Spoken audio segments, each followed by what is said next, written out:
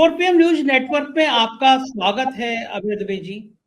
कई सूत्र बता रहे हैं कि राष्ट्रीय स्वयंसेवक संघ ने अचानक संजय जोशी का नाम आगे किया है। कहा है कि भाई भारतीय जनता पार्टी का राष्ट्रीय अध्यक्ष बनना है तो संगठन का आदमी होना चाहिए। संजय जोशी उपयुक्त हैं। संघ जानता है कि मोदी जी और अमित शाह इस नाम से बिल्कुल सहमत नहीं होंगे। दोनों के बीच सांप नेवले की लड़ाई है। संघ करना क्या चाहता है? आखिर भाजपा के राष्ट्रीय अध्यक्ष का नाम इतना उलझ क्यों रहा है? उसका निदान क्या लगता है?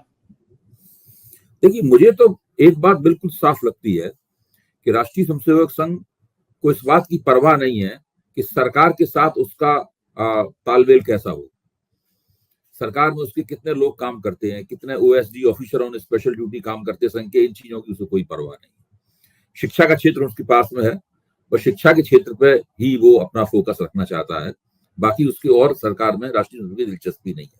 अभी नागपुर में पलक्कड़ में जो बैठक हुई थी उसके एजेंडे में साफ लिखा हुआ था कि अगर सरकार संघ मुक्त होना चाहती है तो हो जाए, लेकिन साथ में यह भी लिखा था कि भाजपा को संघ युक्त होना होगा। भाजपा को संघ युक्त होना होगा। उस बैठक का एक बहुत ही मेजर एजेंडा ये था। आप संघ के किसी भी भीतरी व्यक्ति से बातचीत करें तो वो स्पष्ट रूप से कहता है कि अब भारतीय जनता पार्टी मोदी और अमित शाह के हाथ में नहीं छोड़ी जा सकती। जाहिर है कि जब मोदी और अमित शाह के हाथ से उसको निकालना है तो किसी ऐसे व्यक्ति के हाथ में देना होगा जो कि मोदी और अमित शाह के दबाव में आने से इनकार कर दे। भाई ये लोग तो एक देश का प्रधानमंत्री है, लगातार दावा करता रहता है उसके पास 56 इंच का सीना है। एक अमित शाह एक गृह मंत्री है जो बहुत बड़े बड़े उनके भी दावे हैं। तो ऐसी स्थिति में उन्हें एक ऐसा भाजपा अध्यक्ष चाहिए जो अध्यक्ष बनते ही इन लोगों का जो कुछ भी रहा सहा प्रभाव भाजपा के ऊपर है उस प्रभाव को समाप्त कर दे। पूरे देश में भाजपा की सांगठनिक ओवरहालिंग करे, राज्यों के जितने भी अध्यक्ष हैं उनको बदले, सारे जनरल सेक्रेटरी बदले जाएंगे, सारे उपाध्यक्ष बदले जाएंगे। यानी जिला लेवल से लेकर प्रदेश लेवल तक और प्रदेश लेवल से लेकर केंद्र तक एक बिल्कुल नई भाजपा बनाना, एक ऐसी भाजपा जो संघ के एजेंडे पे चले, सरकार की मदद करे। सरकार तो भाजपा से ही चुनाव जीतेगी, लेकिन वो इनके रुतबे में ना आए बिल्कुल। तो ऐसे में पहले नाम चला था शिवराज सिंह जी का। तो शिवराज सिंह जी अगर प्रधानमंत्री बनते तब भी यही बात होती। वो तो शिवराज सिंह जी तुरंत तैयार हो गए कि ठीक है हम बनने के लिए तैयार हैं, लेकिन मोदी और शाह ने कहा नहीं भाई इनको हम नहीं चाहते। तो अब शिवराज सिंह से भी ज्यादा घातक नाम चला दिया है। ऐसा नाम चला दिया है जिसको सुन के ये लोग गुस्से में चीख पड़े होंगे। क्योंकि संजय जोशी, आप उस इतिहास में हम लोग क्या जाएं, जो इतिहास है वो तो ठीक नहीं है अभी उस पर चर्चा करना। तो वो तो बहुत बुरी स्थिति में संजय जोशी अगर भाजपा के राष्ट्रीय अध्यक्ष हो गए तो आप समझ लीजिए मोदी जी की भाजपा के कार्यकर्ताओं में और भाजपा के हमदर्दों के बीच में जो कुछ भी रहा सहा इनका रुतबा है वो सब जीरो बदल जाएगा। तो ये किसी भी कीमत पर संजय जोशी को नहीं बनने देंगे। लेकिन संघ चाहे तो अभी भी बना सकता है संजय जोशी को, ऐसी बात नहीं है। लेकिन उसके लिए उसे मोदी के साथ में एक तरह से अगर वास्तव में संजय जोशी का नाम प्रस्तावित किया गया है तो एक तरह से मोदी के खिलाफ ये खुला ऐलान है। अच्छा, क्या इतनी ज्यादा नफरत क्यों करते हैं मोदी जी संजय जोशी से? संजय जोशी भी संघ की पृष्ठभूमि में बड़े बड़े हुए हैं, संघ का काम देखा है उन्होंने। अमित शाह मोदी जी को ऐसा क्या है जो संजय जोशी के नाम पे? देखिए, मोदी जी बहुत से लोगों से बहुत नफरत करते हैं और वो सारे के सारे लोग संघ के ही हैं। अब परवीन तोगड़िया है, आप बताइए परवीन तोगड़िया से मोदी जी, परवीन तोगड़िया ने क्या मोदी जी का बिगाड़ा? क्या परवीन तोगड़िया मोदी जी को कंकड़ मार के भाग गए थे? क्या बचपन में उन्होंने मोदी जी को कंकड़ मार दिया था इसलिए नाराज हो रहते हैं? किस बात से नाराज रहते हैं वो? आपको ध्यान होगा जब मोदी जी अपना मुख्यमंत्री के तौर पर पहला चुनाव लड़ रहे थे तो परवीन तोगड़िया को एक हेलीकॉप्टर दिया गया। उन्होंने पूरे गुजरात में घूम घूम कर 100 सभाएं की और भाजपा को जो बहुमत प्राप्त हुआ उसको दिलाने में उनका महत्वपूर्ण योगदान था। जैसे ही मोदी जी ने मुख्यमंत्री की शपथ ली उन्होंने पहला आदेश ही जारी किया कि ये आदमी नहीं घुसेगा सरकार में, बिल्कुल सरकारी सचिवालय में इसका कदम नहीं पड़ेगा। और उन्होंने परवीन तोगड़िया को पर्सोना नॉन ग्राटा डिक्लेयर कर दिया। तो मोदी जी जिससे मोदी बहुत नाराज, इसी संजय जोशी वाला मामला है। अब वो एक क्या सीडी थी क्या थी वो छोड़िए उन बातों को, वो ठीक बहुत ही अशोभनीय किस्म की बातें हैं। लेकिन संजय जोशी को बदनाम करने की जो कोशिशें हुई, संजय जोशी की छवि गिराने की जो कोशिशें हुई, जिस वजह से उनको कोने में धकेलने की कोशिशें हुई, इन सब कोशिशों के पीछे जिन लोगों का हाथ था, हम उन सब लोगों को जानते हैं। संजय जोशी भी इस बात को जानते हैं, लेकिन राष्ट्रीय स्वयंसेवक संघ ने इन प्रयासों को कभी भी स्वीकार नहीं किया। संजय जोशी की राष्ट्रीय स्वयंसेवक संघ के निगाह में हमेशा वक़्त ऊंची रही, उनका सम्मान रहा, और संघ के कार्यकर्ताओं में, भारतीय जनता पार्टी के पुराने निष्ठावान कार्यकर्ताओं में उनकी छवि हमेशा ठीक रही। अच्छा, ये इतनी इस हद तक नफरत का कोई कारण तो होगा? जैसे मान लीजिए मोदी जी ने हेलीकॉप्टर दिया कि 100 सवाएं करो, बाद में मना कर दिया, इस आदमी को गुस्सा नहीं है। तो ऐसे कारण क्या होते होंगे? मोदी जी पहले एक आदमी को इतना पसंद करते होंगे, फिर बाद में कहते होंगे भैया ये मेरे दफ्तर में घुसना दिखना नहीं चाहिए। तो इसके पीछे कारण क्या है? ये साइकोलॉजी क्या है नेता की कि किसी इंसान को इतना गले से एक लगाओ? तो पहली बात यह है कि अगर उन्हें सत्ता मिलनी है तो उनका मानना यह है कि ये हमें 100% नहीं बल्कि 200% प्राप्त होनी चाहिए। सत्ता पर पूरा कब्जा, सत्ता को बांटने के लिए बिल्कुल तैयार नहीं है। अच्छा, आप बताइए, मोदी जी के मंत्रिमंडल में इतने मंत्री हैं, राजनाथ सिंह जी इतने वरिष्ठ हैं, गडकरी जी इतने वरिष्ठ हैं, और भी लोग हैं जो लंबे अरसे से मंत्री हैं, पहले भी मंत्री रह चुके हैं, वो सब लोग हैं। इन लोगों के पास सत्ता का 1% भी है क्या? मोदी जी इन मंत्रियों में, जो कि मोदी जी को अपना नेता मानते हैं, सार्वजनिक मंच पर मोदी जी की तारीफ भी करते हैं, क्या इन मंत्रियों के साथ मोदी जी सत्ता का बंटवारा करते हैं? क्या इन्हें कोई अधिकार प्राप्त है? क्या कोई अथॉरिटी का डेलीगेशन किया गया है? ये सब लोग प्रधानमंत्री कार्यालय द्वारा जो योजनाएं उनके सामने रखी जाती हैं, उन योजनाओं पर अमल करने के अलावा इनके पास इनसे पूछ के कोई काम नहीं होता। जब मोदी जी ने इतना बड़ा कदम उठाया था नोटबंदी का, क्या उन्होंने अपने मंत्रिमंडल के वरिष्ठ मंत्रियों से बातचीत की थी? तो स्थिति यह है कि वो सत्ता का किसी के साथ में कोई भी हिस्सेदारी नहीं करना चाहते। तो एक ऐसा व्यक्ति जिसने चुनाव जिताने में उन्हें महत्वपूर्ण योगदान दिया, जो विश्व हिंदू परिषद का बड़ा नेता था गुजरात का, बहुत उनको अच्छा वक्ता माना जाता है गुजरात में, वो व्यक्ति अगर उनको चुनाव जीतने का अगर श्रेय दिया जाता तो फिर सत्ता में हिस्सेदारी भी दी जाती, वो अपनी बातें भी रखते, मनवाते भी, उनके पास अपने एजेंडे होते, और वो अपना काम भी करवाते, अपने कार्यकर्ताओं का काम करवाते। मोदी जी का नहीं, हम ये सब कुछ नहीं करते। तो वो असल में सत्ता का कैसे उत्तरोत्तर केंद्रीकरण किया जाए, इस काम में उनको महारत हासिल है, और उनकी जिद है कि जब तक हम हैं तब तक हम ही हम हैं और कोई नहीं है। ये कहा भी जाता है कि राजनीति में जिस सीढ़ी पे आप चढ़ के आए होते हैं वो सीढ़ी गिरा दी जाती है, उस सीढ़ी को खत्म कर दिया जाता है। तो क्या यही राजनीति वही राजनीति है? असल में केंद्रीकरण, देखिए कि एक मजबूत केंद्र होना जरूरी है। केंद्रीकरण और मजबूत केंद्र होने में कोई समानता नहीं है, मैं ये मानता हूं। अगर एक टीम है लोगों की, तो उसका नेता जो है उसका केंद्र होता है। नेता के पास अथॉरिटी, प्राधिकार होना चाहिए। अगर नहीं होगा तो वो टीम बिखर जाएगी, वो केंद्र बिखर जाएगा। केंद्र जब तक मजबूत नहीं होगा काम नहीं हो सकता है। लेकिन ये बात यही रुक जानी चाहिए। जब तक केंद्र के साथ जुड़े हुए दूसरी शक्तियां हैं वो भी मजबूत नहीं होंगी, जब तक सत्ता का ठीक से बंटवारा नहीं होगा, अधिकार का ठीक से बंटवारा नहीं होगा, तब तक भी बात नहीं आगे बढ़ेगी। तो मोदी जी की सरकार की जो खामियां हैं, सरकार की जो विफलताएं हैं, उनकी इस कार्यशैली के कारण भी है। भाई, किसी के पास कोई पहलकदमी नहीं है, किसी के पास इतनी हिम्मत नहीं है कि अगर वो योजना सोचे और प्रधानमंत्री के पास जाकर मेरे दिमाग में ये योजना आई है, इस पर अमल कीजिए। किसी के पास हिम्मत नहीं है। योजनाएं उधर से ही आती हैं, इधर से कोई योजना नहीं ले जा सकता। इधर केजरीवाल अपने दांव चला रहे हैं, उधर बीजेपी परेशान है। एक बार आपको याद होगा नियम आया, 75 साल के लोग, उम्र के लोग मार्गदर्शक मंडल में चले जाए, है ना, टिकट विकट काट दिए गए। अब अपने साहेब 75 साल के हो गए हैं, 74 साल के हो गए, 75 भी शुरू हो गए, तो एक साल बाद 75 कंप्लीट हो जाएगा। तो एक साल बाद क्या रिटायरमेंट हो जाएगा साहब का? वो कहा नहीं था केजरीवाल ने कि भाई 25 में 75 के हो जाएंगे, यही तो कहा था अरविंद ने। 25 में ये 75 के हो जाएंगे, फिर ये हट जाएंगे, कायदे से हट जाना चाहिए नियम के मुताबिक। तब तक अमित शाह तैयार बैठे हुए हैं। या तो उनको उप प्रधानमंत्री बनाया जाएगा या उनको प्रधानमंत्री, ये सब होने वाला है। देखिए बीजेपी में बाकी लोग, राजनाथ सिंह, गडकरी, ये सब स्वीकार कर लेंगे अमित शाह को। देखिए, अगर ये सरकार सीधे चलती रही, बीच में नहीं गिरी, तो अमित शाह प्रधानमंत्री की कुर्सी के और ज्यादा निकट होंगे, निकट जा रहे होंगे या होंगे, जरूर होंगे। आपको क्या संभावना लगती है कि सरकार गिर भी सकती है?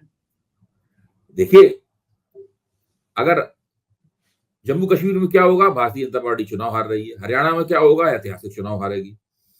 दिल्ली चुनाव में क्या होगा, हारेगी। महाराष्ट्र के चुनाव में क्या होगा, हारेगी। झारखंड के चुनाव में बराबर बराबर रहेंगे, हारेगी मैं नहीं कह सकता।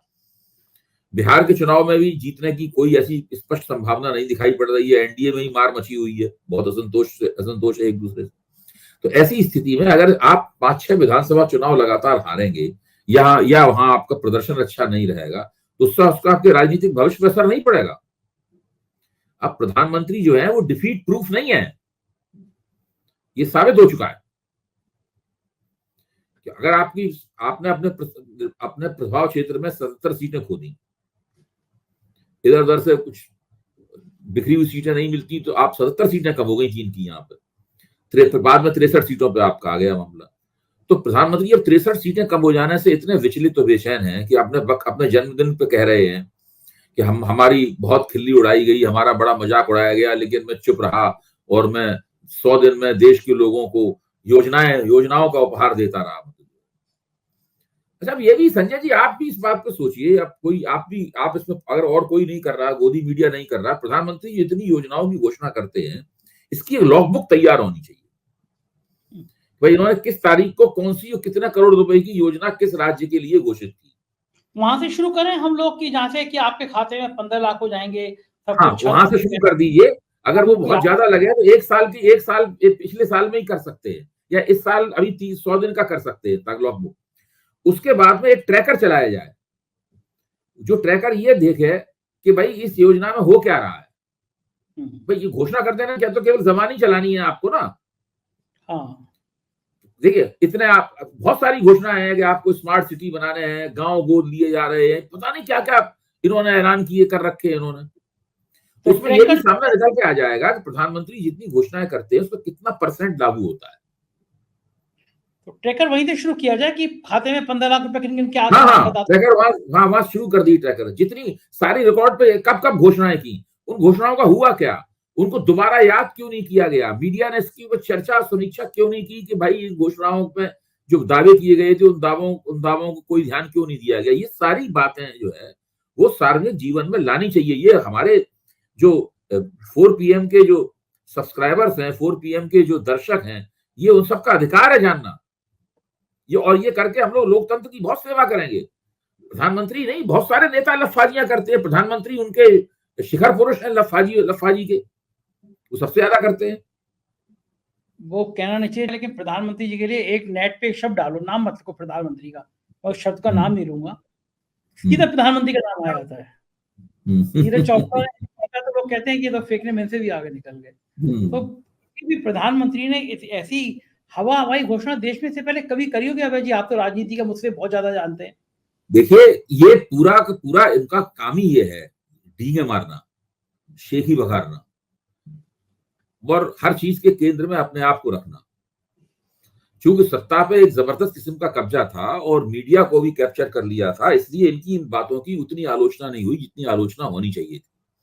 अब होने लगी है, पार्टी के अंदर से भी नाराजगी की आवाजें उठने लगी हैं। वरना अनिल विज छाती ठोक के तो ना कहते कि मैं मुख्यमंत्री पद का उम्मीदवार हूं। भाई 10 साल मनोहर लाल खट्टर रहे, 9.5 साल मुख्यमंत्री रहे, अनिल विज ने कभी ऐसी बात नहीं कही।